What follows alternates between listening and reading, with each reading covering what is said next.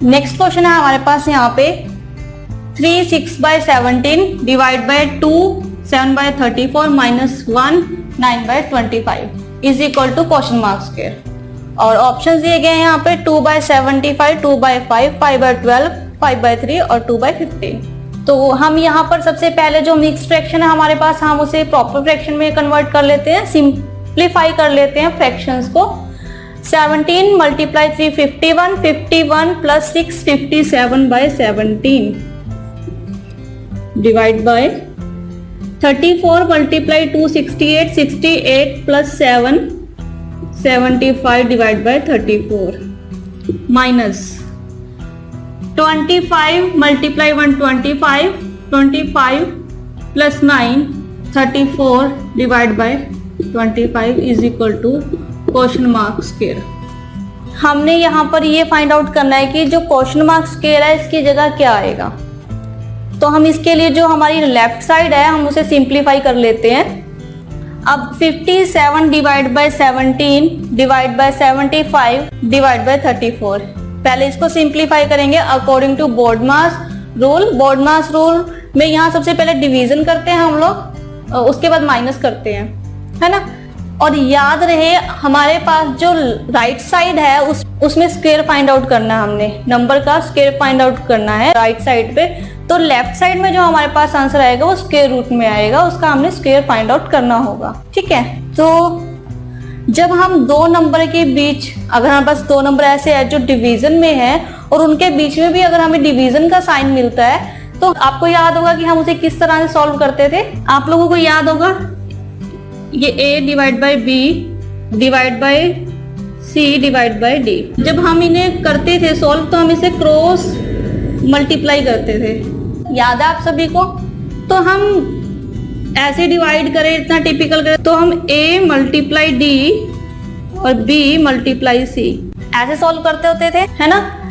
Opposite numerator और opposite denominator हम इन दोनों को मल्टीप्लाई करते थे अपनी कैलकुलेशन को इजी करने के लिए।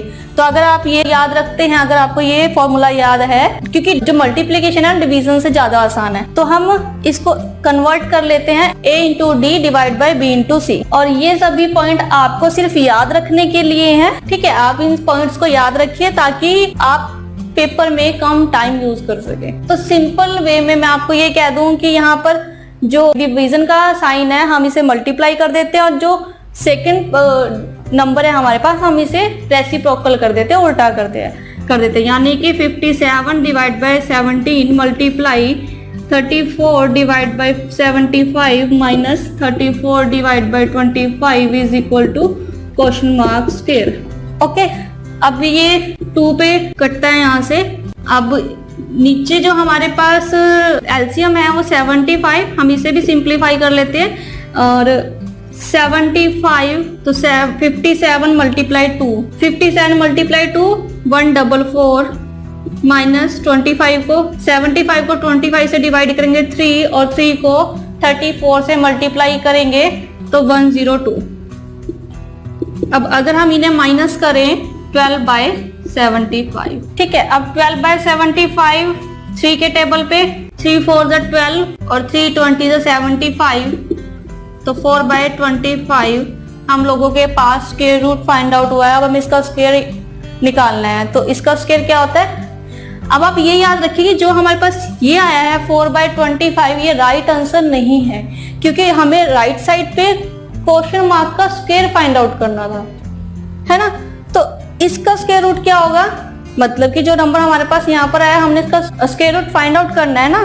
तो इसका स्क्वायर रूट क्या होगा, मतलब कि ये जो 4/25 है ये किसका स्क्वायर रूट है, 4 है 2 का और 25 है 5 का। तो एक जो हमारे पास राइट आंसर आया वो आया है 2/5। तो ऑप्शंस में 2/5 हमारे पास राइट आंसर है। तो जो क्वेश्चन मार्क की जगह आएगा हमारे पास यहाँ पर आएगा 2/5, ठीक है। तो आप इन पर अच्छे से प्रैक्टिस करिए और इन ट्रिक्स को इजीली याद रखिए। हम लोगों ने यहाँ पर डिवीजन को मल्टीप्लाई में कन्वर्ट किया, सिंपली याद रखने के लिए आप ऐसे भी याद रख सकते हैं कि जो डिवाइडर निशानों से मल्टीप्लाई में कन्वर्ट किया और जो सेकंड टर्म है हमारे पास हमने उसको रेसिप्रोकल कर दिया, है ना। a/b है तो उसको b/a कर दिया। ओके।